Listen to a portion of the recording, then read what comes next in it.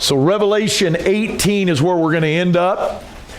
Now, here's the thing. We're not going to have a lot of Bible because it's going to take me tonight, the following Wednesday night that we teach on this, and the following one. And what we're going to do tonight is connect the ancient prophecy that is going to be fulfilled in Revelation 9, where Apollyon, Apollos, is coming up out of the ground, where the opening of the portal is going to be, and we talked about that last week. So let's definitely remember that as we tie that in. We're going to do a quick review. Obviously, 2 Corinthians 4:4 that we've been hanging out with, because here's what's funny. I'm going to talk about New World Order. I'm going to talk about conspiracy theories, and what the average person that listens to this thinks is, oh, that conspiracy theory. Oh, you got to be kidding me. Conspiracy theory? Are you one of those guys? Now, which is interesting because as a Bible believer, we knew years before any such thing as New World Order came out, we knew that there was going to be a one world government, one world currency, one world religion. We've been teaching this as a Baptist people or as a Bible believer since the time of Christ. I mean, at the end of the day, guys, what's funny is we all think, oh yeah, that's going to happen in Revelation, but we don't even look around to see some of the signs that are bringing that about. And so what happens is a Baptist preacher stands up, and his depth of prophecy is simply, yeah, let's talk about the rapture. And we're all down with the rapture. We're going to talk about the tribulation, and he'll hit the high notes. And then he's going to talk about the second coming. And then he's probably going to mess it up from there because he's going to think, yeah, we're all in the by and by. No, we're not. We're in the 1,000-year reign when sin is still going on, not by you and I, but by those that have lived through and those that will be born during the millennium. But what happens is the vast majority, that's prophecy. And what happens is you and I are right here at what we know is the last days. And we believe that the return of Christ, the rapture first happening, and then 7 years of tribulation is imminent. But yet we don't look around to maybe see the signs of what's going on. Even Jesus says, man, you can't even tell the signs. Man, you can look at the weather and know that whether it's going to rain, but you can't look around and see the signs that are around you. Well, that's the same thing that we're doing here. And so we said, in whom the God of this world hath blinded the minds of which believe not. And I even took you to the first week, and we even mentioned how that he said in the Old Testament, my people are destroyed for a lack of knowledge. And the average church member is not very deep in prophecy. They're not very deep in things going on around them, because what we do is we like to be entertained with sports and our phone and our hobbies and our families and everything else. And so we don't really learn about what's going on around us. And what we're finding out is the God of this world is in control, right? We would all agree that Satan is the God of this world. Okay? And we do realize that he can only do as much as God will allow him. We know that through the book of Job, and that's fine. We'd all agree to that. But guys, we've got to come to the understanding that if this verse is true, then shouldn't you be able to look around and see the God of this world and his system that he's working? And if you and I believe that God is working things for the rapture, then why don't we buy into the fact that the God of this world is working things for his Antichrist or his promised seed, okay? So we've talked about how Satan as the God of this world, how that you can, and we're going to hopefully hit highlights on each one of these over the 8-week process, but we talked about the Rosicrucian. I'll mention a little bit of them tonight. Nephilim, the Jesuits, Hollywood, Bilderberg. I'm going to bring that up in a second. The Vatican Pope, Freemasonry, which I'm going to talk a lot about tonight. The Knights of Malta, JPL, Babylon Workings, Hellfire Club, we're going to talk about. I always want to say trans, but it's Trilateral Commission, Council on Foreign Relations, Transhumanism, MK Ultra, Federal Reserve. We'll talk about those guys tonight. D-Wave Computers, which we talked about last week, the Illuminati, Skull and Bones, CERN, and Antarctica. And that's kind of the deal. But Brother Randy sent me this afternoon. And guys, here it is. Bilderberg is a group of, it's a think tank. And world leaders and major corporation leaders and all kinds of people gather around. And in these think tanks, they determine how the world's going to go. And here is President Obama on June the 19th. You understand today is the 27th? So we're not talking a few years ago. We're talking about a week or so ago. And he stands up and he teaches right here that Obama at Bilderberg, the U.S. must surrender to the New World Order. And he goes on and he says that the American people need to surrender their rights. And he goes on to even calls them to surrender to the New World Order because they are too small-minded to govern their own affairs. Now, I understand I am in a conservative church. I'm a conservative pastor. And I know that the average person wants to go, well, that's Obama. Whoa. George Herbert Walker Bush. Okay? Reagan's vice president and then became the president. This guy is child's play when it comes to the New World Order compared to George Bush Sr. Okay, so don't take the aspect of Democrat Republic. What I'm going to tell you is there's not a nickel's worth of difference between the two. Okay, and we'll cover that as we go. What happens is that Democrat Republic thing and that arguing is designed to keep you occupied. And I don't know, we were just talking about magic. Do you know how those guys work on stage? If they want to do something right here, you know what they do?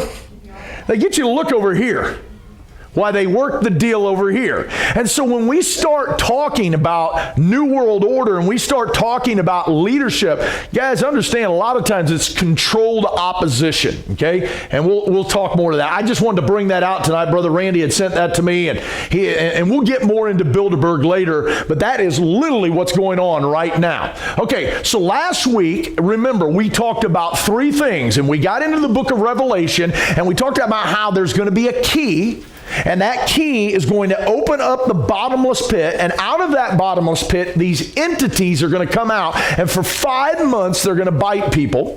And the sting of that's going to be like the sting of a scorpion. And people are going to want to die from the pain, but cannot die. And we talked about how there's a king over that pit. And that king is Apollyon. And the way we would say it in English today is Apollo or Apollos, okay? And you can take it back and you can even tie it into Osiris. And it all depends on where you're from. You could say Gilgamesh. You could say Nimrod. There's a lot of names that you could add to that. And so we talked about the opening of the portal, the DNA modification, and the king of the pit. And if I'm not going to take up a lot of time, it's online. You can go on and look at it. So remember, this king that comes up out of the pit, now remember, his name's Apollyon.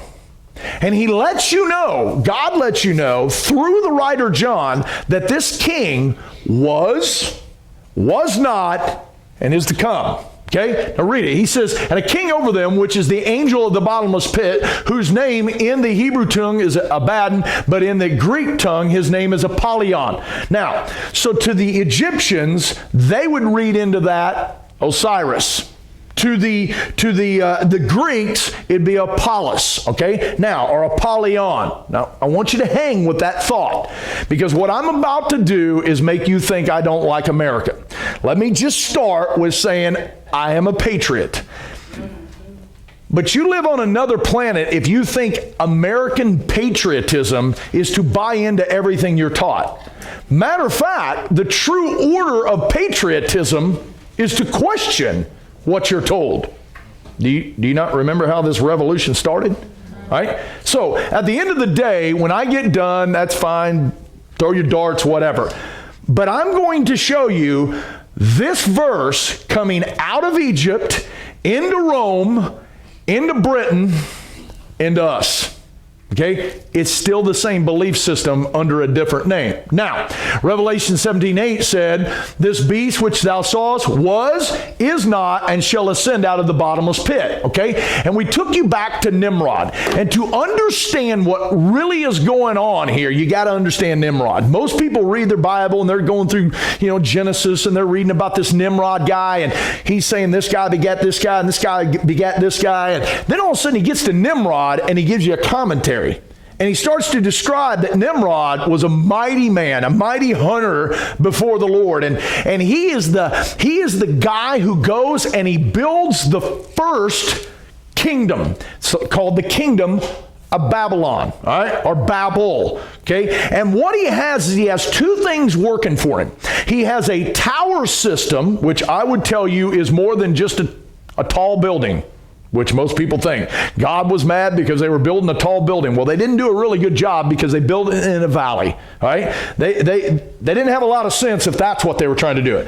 If you understand the word Babel, we all know it as confusion, because when God confused the language at the Tower of Babel, that's why it was known as Babel. But the actual word, anytime you see the word E or the letters EL on the end of a word, understand that connects to God. Okay, and so if you break down the word, like Daniel, Israel is the prince of God. Okay, anytime you see that L on the end, Daniel, there's other ones that are slipping my mind, but obviously you get the point. Babel was called the gate of God. Okay, so what's going on at the Tower of Babel is something far greater than them just building a tall building. If that's the case, God's kind of changed his mind on some things, because we got some really tall ones now. All right? So what we know is he's building a tower that's going to represent their religious system, but he's also got a city called Shinar, which is going to represent their economic system. And so when we start talking about Mystery Babylon that's going to be rising up, most people are going to connect Mystery Babylon to the Roman Catholic Church, and I'm with you. But that's only the religious side of it. What do we do about the economic side? What do we do about the city of Shinar? We're talking about bringing Babel back is what's going on here. So we have Nimrod, right? He's also known as Gilgamesh. He's also known as Baal. He's also known as Osiris, Apollo, Shiva. And you say, well, why would he be known by all those things? Okay, so when Nimrod's at the Tower of Babel, God comes in and busts that thing up by changing their languages. So what happened is, if God came in here tonight and changed all our languages where we could no longer speak, we would leave out of here, but we would all have the story of Kelly Harbin. I mean, it would be a part of our life. We just wouldn't be able to communicate it to each other. So they all had the story of Nimrod. Some called him Gilgamesh, some called him Baal, some called him Osiris, some called him Apollo, some called him Shiva. And it's all going to be connected with this phoenix bird that I'm going to bring a little bit out tonight, okay? And so then we had his wife, Semiramis, okay? I'm going to talk about her too. She also had a name named Isis, Istar. So every spring when you go out and buy that new set of clothing to come to church on Easter, that's her day, okay? Libertas. Have you ever heard of Lady Liberty standing up there in that harbor? Where did that symbol come from? Okay, Venus, Queen of Heaven, Astaroth, Diana, Athena, Columbia. You ever wonder what District of Columbia means? Well, we know Washington, D.C. We understand Washington. We got that part. But the D.C. part, District of Columbia, where did that come from?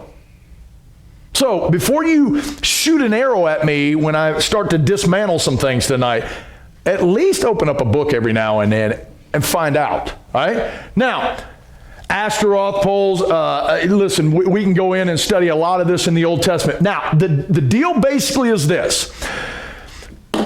Semiramis is the first, the high priestess queen of the Baal religion. And she's married to Nimrod. And what happens is a guy named Set in Egypt terms, some people call it Seth in the Hebrew side of it. I don't know who killed him, but somebody killed him. And depending on who you want to buy into, but he dies. They kill him.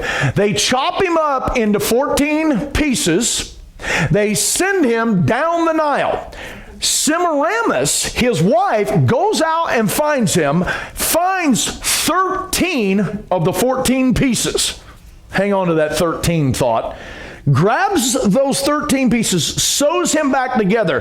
The one part of him that's missing is his male organ. Now, we're going to keep it clean tonight, but understand where we're going with this. Okay? And so what happens is she remakes his male organ with what's going to be known as an obelisk. Okay? And I'll talk a little bit more about that in a second.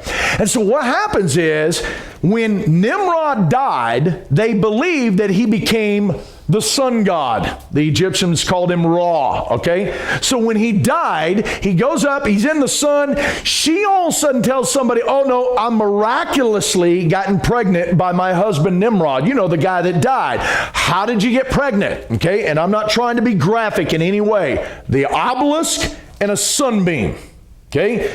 She believes she got pregnant by a sunbeam and by the part that she made to replace the missing part. You say, I don't buy into any of this. Yeah, it may be good that you don't. However, crack a book every now and then and just see if I'm wrong. And remember what we've always taught in this church, don't ever believe a word I tell you. Actually read a little bit and see what happens. So that's what's going down, right? So when she gives birth to a child named Tammuz. He's born on December 25th. He's also known as Osiris, okay? And by the way, that December 25th thing, that's where all that comes from. Jesus was not born in December, he's born in September, and we'll maybe get to that by the end. All right? And so what goes down is she now has had a miraculous birth, right? Okay, so now we look at the meaning of the obelisk, or the obelisk, however you want to say it. Now understand that no matter what country you go to, they worship obelisk. Okay, they worship them in every place, and the reason being is, remember what happened at the Tower of Babel. There was a confusion of language, so they left out of their place with a belief system. What is that belief system? That this obelisk, the male organ, we're going to worship it. Have you ever seen one? Yeah. Where's it at? We got one a lot closer than that. Where is it? Right up on the top of our building. It's called the steeple. All right. You ever wonder what that is? Oh no, Corey, what that is that's a lighthouse symbol.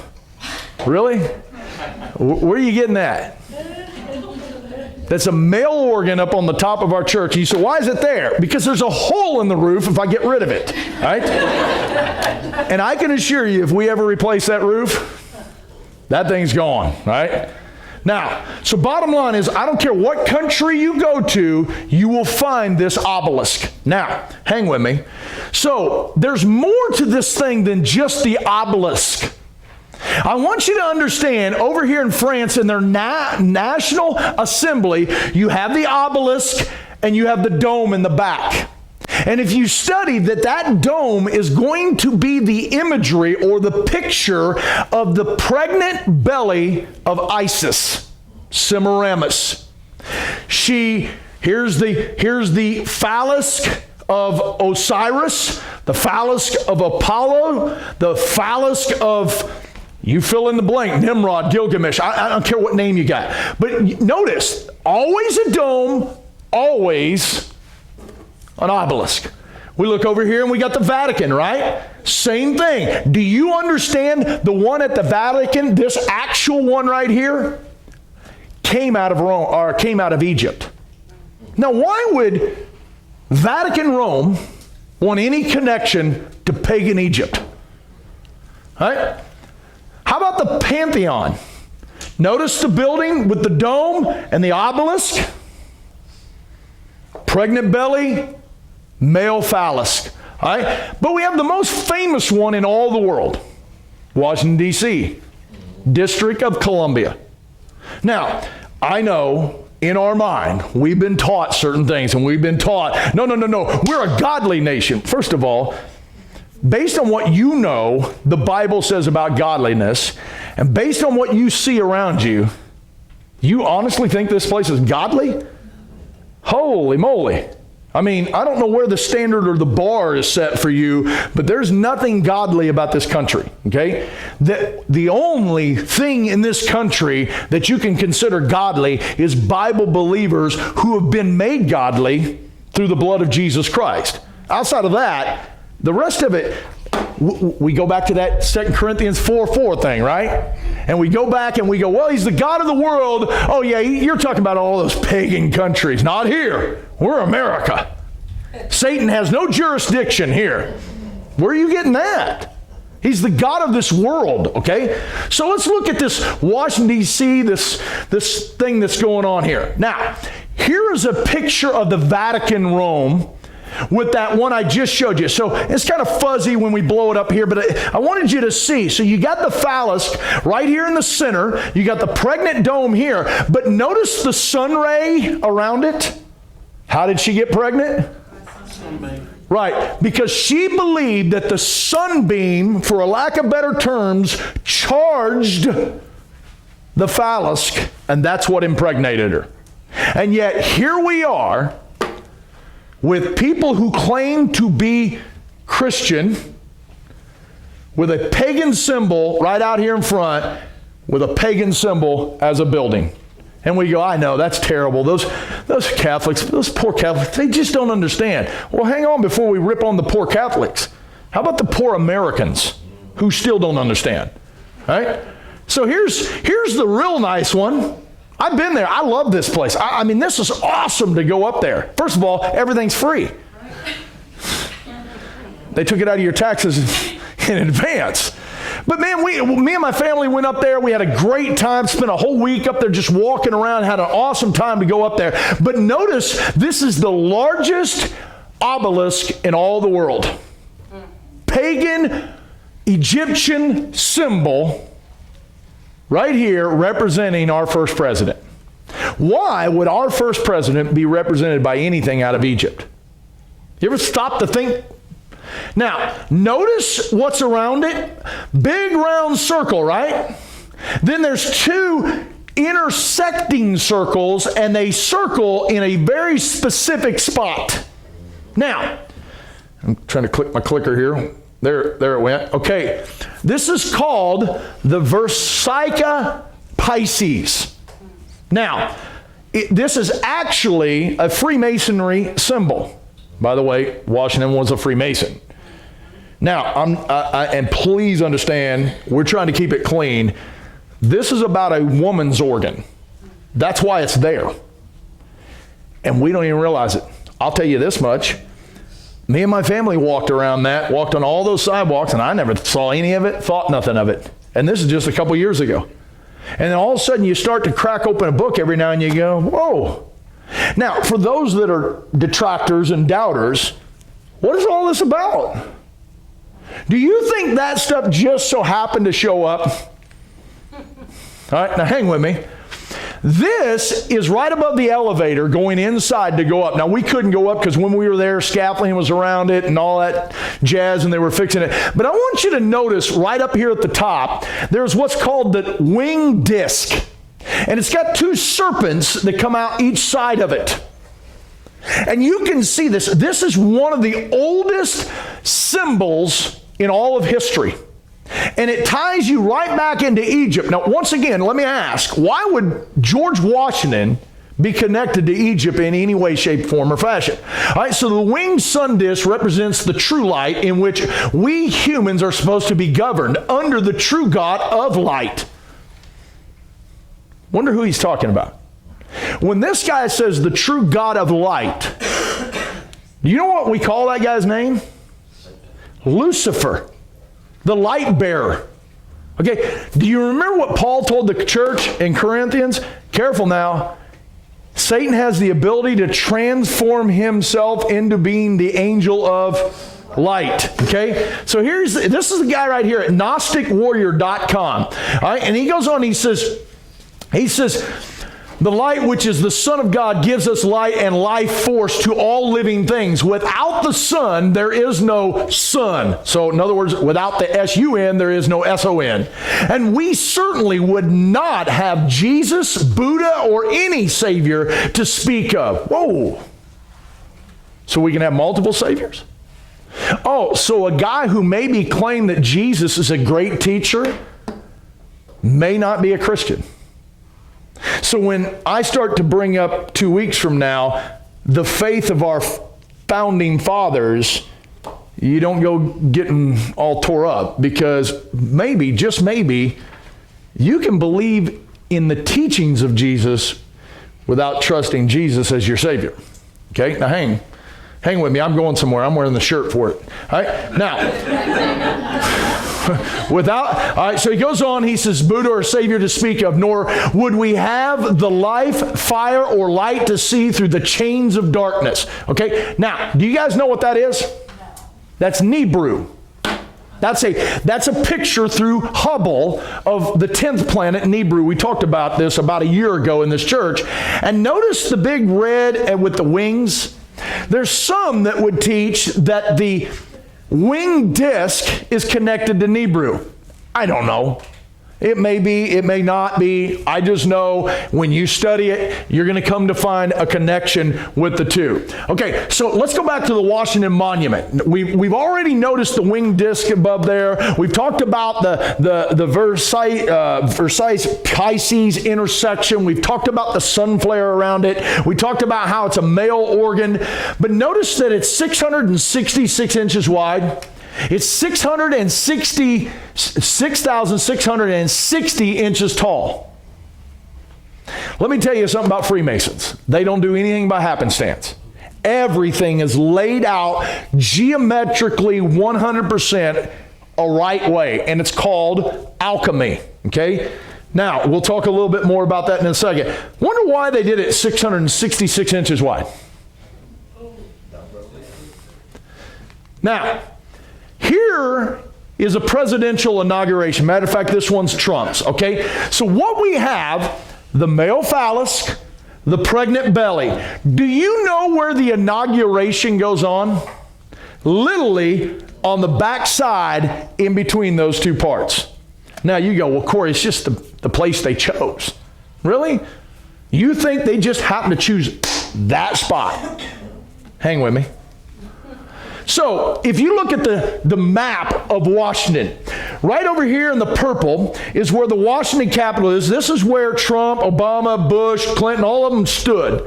Right here, he's in between a charged phallus, a pregnant dome. But if you come down here to the Washington Monument and you hang a right and you go down here to this little spot here, you're going to come inside to a building that I'll talk about in just a second, called the 33rd degree Masons House of the Temple.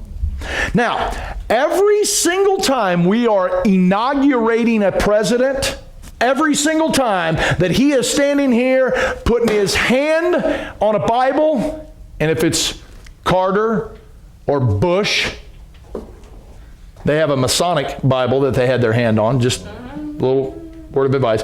But while they're doing that, they're taking the oath of office. Right here in this building are the 33rd degree Masons calling out and summoning the spirit of Apollos to be in that man. Why would they want that? Because in their belief system, remember, Osiris is coming back. Apollos is coming back. And in Washington, D.C., District of Columbia, they are wholly believing, we're trusting that this spirit will get inside of this man. All right, hang with me. Now, you ever seen this?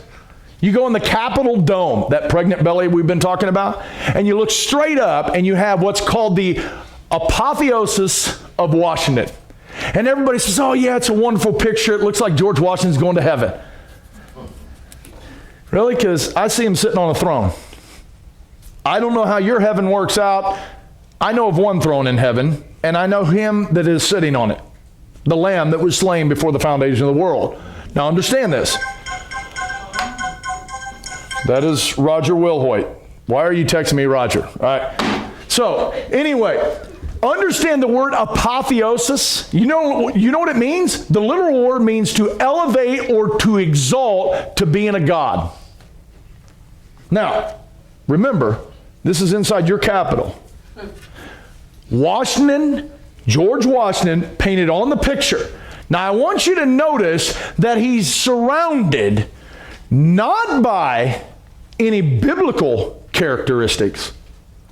He's surrounded by pagan god and goddesses. All right, so let's just jump into it. There's Columbia sitting right here. She's got the shield and the sword, and she's pulled it out. There's the eagle. All right, man, that must be talking about America, right? She's the personification of war. You know how many years we've been at peace as a country since we got started? And as a young man, war didn't really bother me. But as the older I've gotten, and I've watched countless lives die for no reason, taxpayers' money going out the door like crazy to fund wars that, what are we even at war about? And we're never at peace. You ever notice that? Never. World War II, as soon as it ended, what did we jump into? No, well, the Cold War. Well, we went to Korea. Then we went to Vietnam. We come out of there in the 80s. We're fighting all kinds of Grenada and all kinds of stuff. Then we leave there. We're in Serbia. We leave there. We're in Iraq. We're in Afghanistan still. And yet, gee, I wonder why. Libertas, the Roman goddess of victory, we call our Lady Liberty, or Isis. Neptune. Now, I'm going to show you him in a second, but he's a Roman god of the sea, and he represents domination of the sea. Venus, also known as Isis, Roman goddess of love, born from the sea. Mercury, Roman god of commerce. Gee, that might hit a bell. Vulcan, not where Roger works. Roman god of fire and forge. All right? And so what we do is we get the god of agriculture here, but I want you to notice, here is what they call Neptune. The way we would also name that is Poseidon. And what you'll come to find out is Poseidon was a god-man, was a god who took a human wife, well, he probably took a few human lives too, but he took a human wife and had 10 sons. You know when all that went down? Now, people say, well, that's just mythology, Corey. No. That happened. Genesis 6. That's how we started this whole study. And so what we have is, why is my president, my first president, in this pregnant belly of the dome with a male symbol outside being painted on the ceiling with the very name deity, Apotheosis, set next to a pagan god? Now, how does that connect to Christianity in any way, shape, form, or fashion? And yet, we as Bible believers don't even question the country that we're in.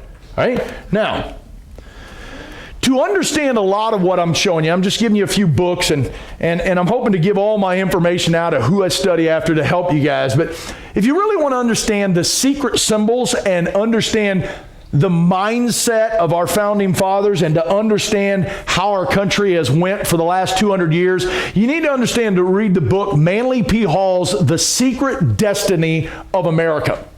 And he was a Freemason, and he literally wrote about this and explained all of it. Then the other book that I would suggest is called The New Atlantis by Sir Francis Bacon, who was a student of John Dee, which you may not even know who that is. All these guys are back in, this guy here, not him. They're all back over in England, and they're writing about the New Atlantean experiment.